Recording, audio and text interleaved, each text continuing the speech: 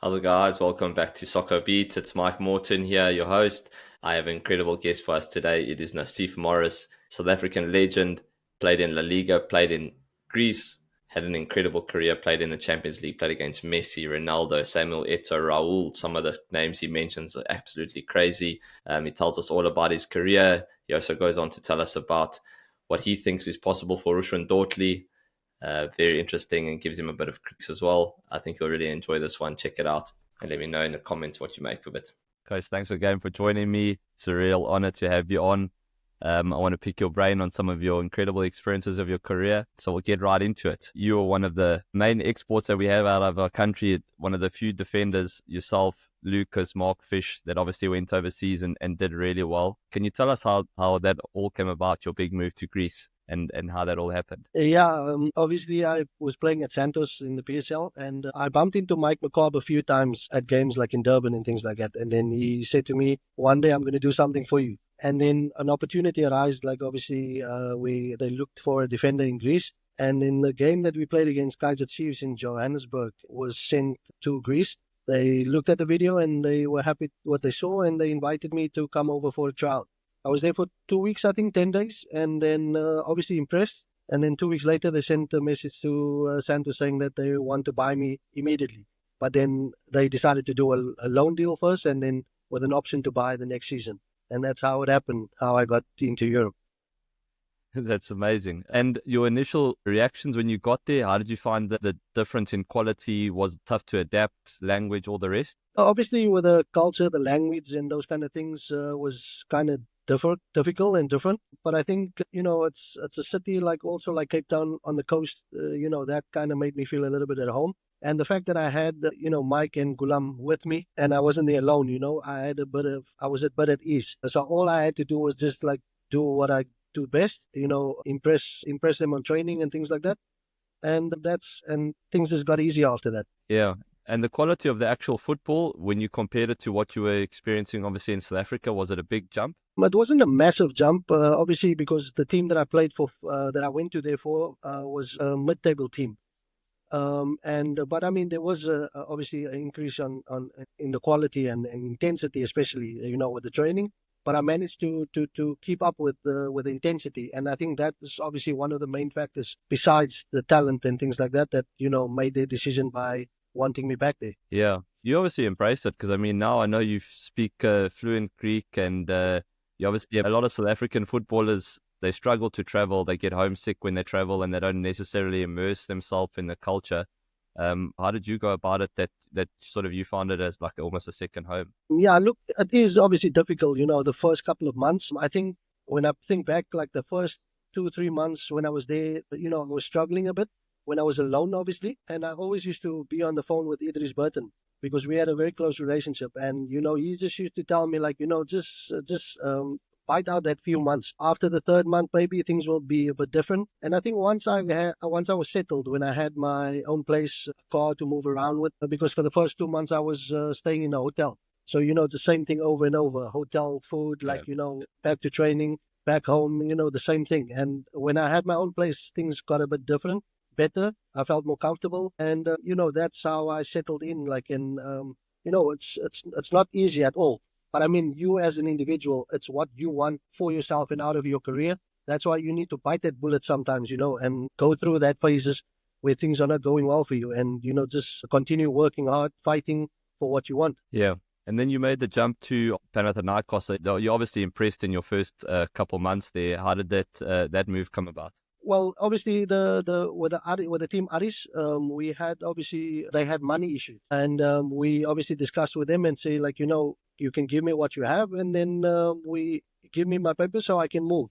So obviously my agent was in talks with Olympiacos and Panathinaikos at the same time, and Olympiacos showed some interest, but I think Panathinaikos showed a lot more interest. And, we decided to make the move there. And I mean, I think it was the best move for me, because in my first season, we ended up winning the double, the league and the cup. And I mean, the best thing for me was that I was involved in, I think, 90% of the games that season. So it was an honor for me, being a part of that team that kind of made a bit of history because it wasn't, I think it was 10 years before that when Panathinaikos last won the league title. And then you end up in Spain after that. Yeah, there was new owners that took over at Panathinaikos, and they wanted to make some changes and things like that. They told me that I'm free to look for a club. And just before that, we had a Spanish coach that left after he was with us. He left back to Spain and he went to Recreativo Huelva.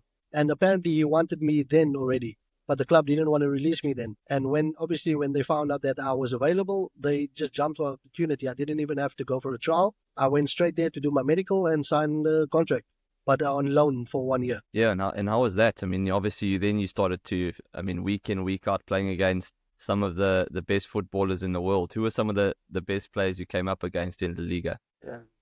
I think our first game was against Real Betis, and we actually surprised everybody by winning away from home that first game. But the likes of like at Seville, like Frederic Kanoute, that was like obviously one of the guys, the stars of Madrid. Like Ronaldo only signed, I think, the second year, the next year when I got there. So Ronaldinho, the normal Messi, Kaka, I still managed to play against Raul from Real Madrid also. So, there's all those top players like I managed to end up playing against like week in, week out. So that was a massive thing for me because also like, for me, I personally believe that La Liga is one of is I think the top league in Europe or in the world. England, yes, there's but it's a lot of foreigners and things like that, so in England, in Spain, like, it's a lot of technique, tactically aspects of the game and things like that. So, it's you have like a cup final every single game.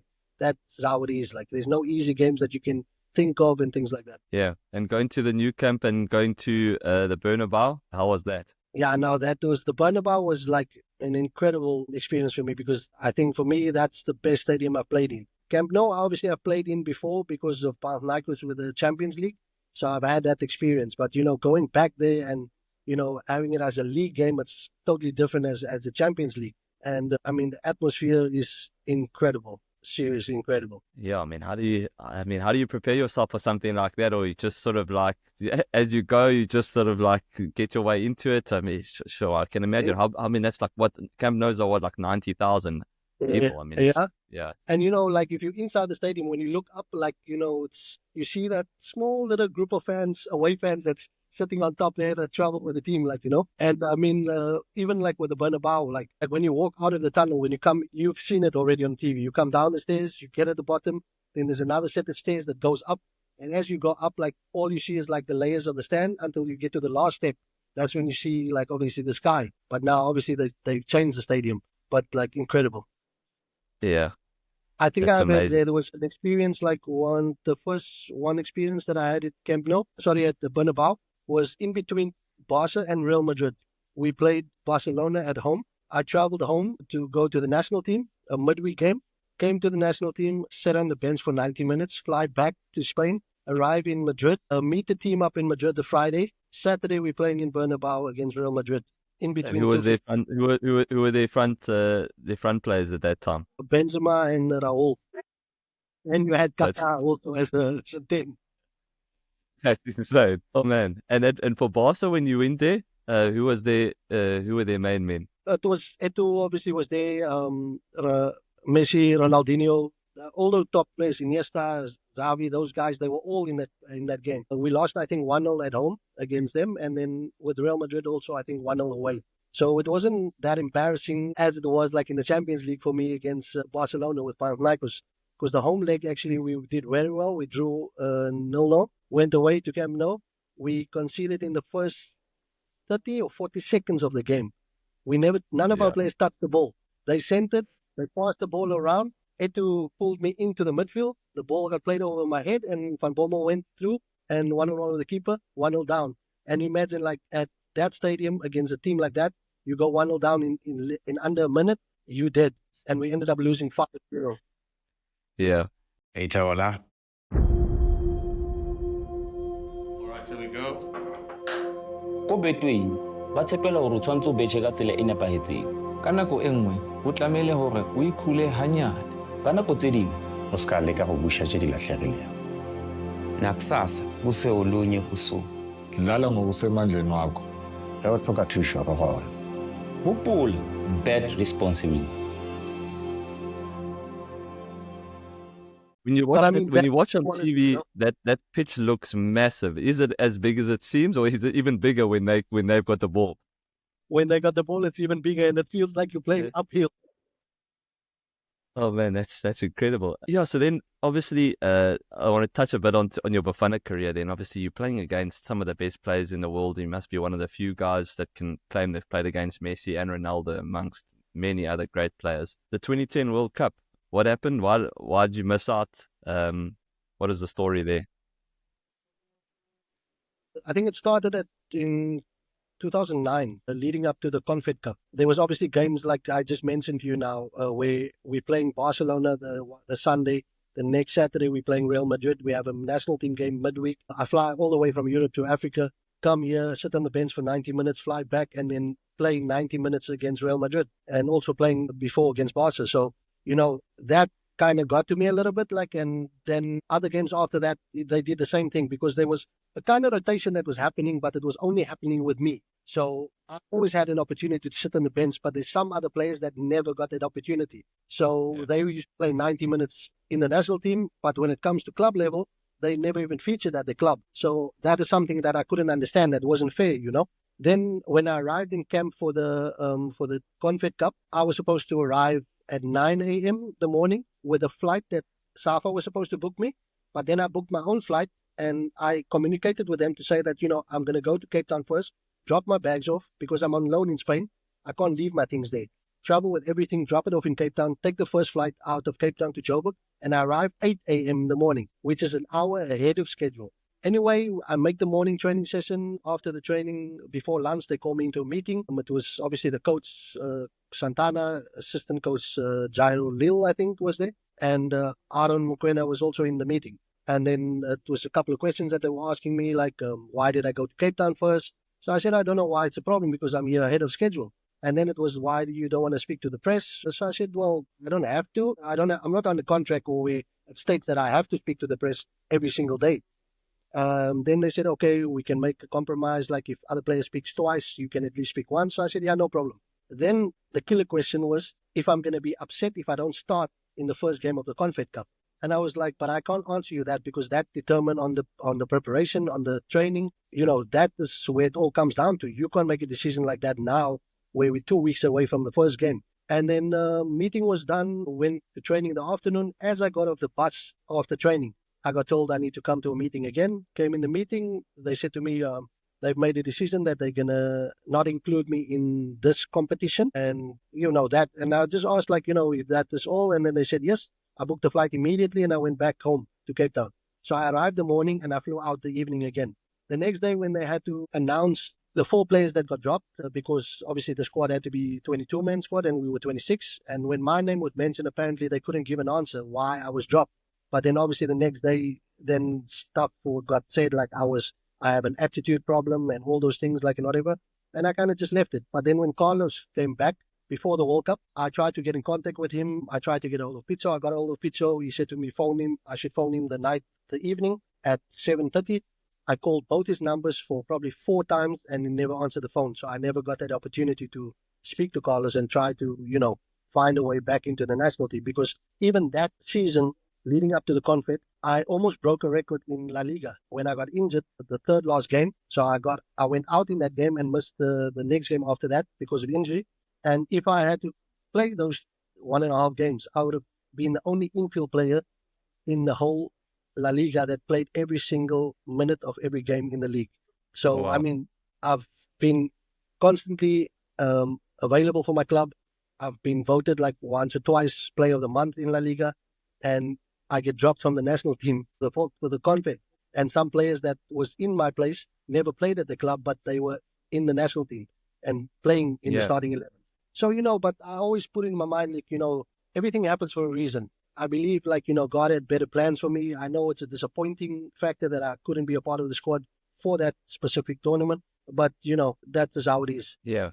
Do you think that if you and Benny were in that 2010 squad, we would have gotten out of the group? I wouldn't say that, but I mean, I'm sure we would have made a difference in the team. because I mean we were regular players in the national team leading up to that Confed Cup and to the World Cup, and things just started changing drastically. So yeah. Yeah. When you look at our current national team setup, do you think? I think the coach has done a great job, and it looks like we're definitely going to AFCON, and it looks like we should be qualifying for the World Cup as well. Are you excited about this group of Bafana players? Yeah, no, I am. And also with the coach, I think if you have to go back with previous interviews that I did when they asked me about the coach, I always said, you can't just expect things to happen overnight. It's a process, and they've given him that time, and you can see there's success since the time that he started, and changing things. And it's a massive difference from before. So that time that they gave him, I think he's done wonders with it. And it's just now to take them all the way. I mean, last AFCON, we got very far. So hopefully this time around we can try and win it. And then, that's good preparation for us trying to qualify for the World Cup as well. So I wanted to quickly ask you about, obviously, when you saw Rushan firsthand when he came through, you and Sean obviously played a vital role in his development and bringing him through into the first side at Cape Town Spurs.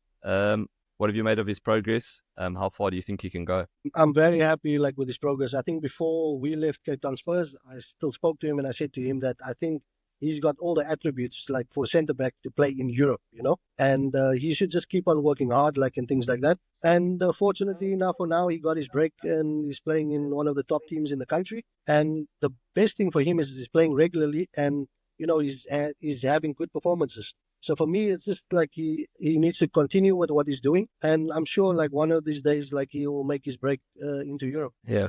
How do you make that jump? I mean, you've obviously done it and not many people have managed to do it. How do you make that step from PSL into top clubs in Europe? I think the main thing is I think we always used to harp on those kind of things, the consistency.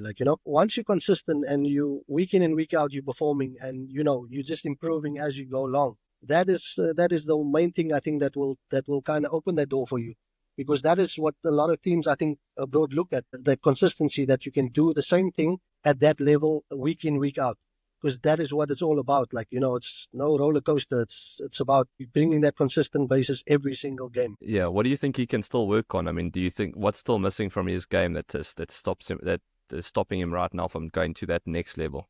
I watched the game against the Richards Bay that they played. Yeah, I mean, in all these attributes that he has, it's what a centre back needs. I think just maybe attackingly, when he goes up for set pieces, he can score a lot more goals because his physique, he's big, he's a big boy. On the ball, he's doing what he's doing well. He was always doing well. Obviously, when he was younger, that was a big problem for him because that's what I heard. But that improved massively. So that is a good thing. And like you said, nowadays with defenders, you need to be able to be on the ball. You need to be good. You need to be defensively strong enough. And that is what he has as well. So I think it's just the consistent basis of doing things and doing that extra by scoring a couple of goals as a defender as well. Yeah, no, we always used to send him up into the box, but he never was too much of a threat. And I don't know what it is. And I'm a bit of a hypocrite because I'm not exactly the best header myself. But yeah, I mean, that is one thing I'd say is that when he does go up for set pieces, he doesn't necessarily look to throw his head into it to get his head on the end of things. Whereas you were a little bit shorter, but you were much more effective with your head. Throw your body in there.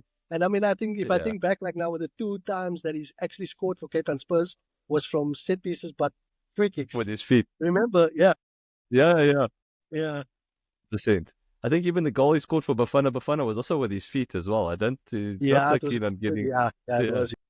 Yeah. Thank you so much for your time. You're welcome. Take care. Cool, man. Okay, bye.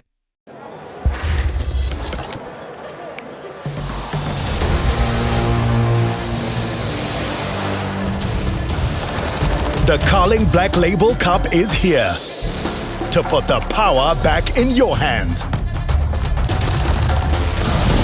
Fagugesi at the Carling Cup on 21 December at Orlando Stadium. Buy a Carling Black Label and vote for your Carling All-Stars. T's and C's apply. South Africa, be sharp. Not for persons under the age of 18.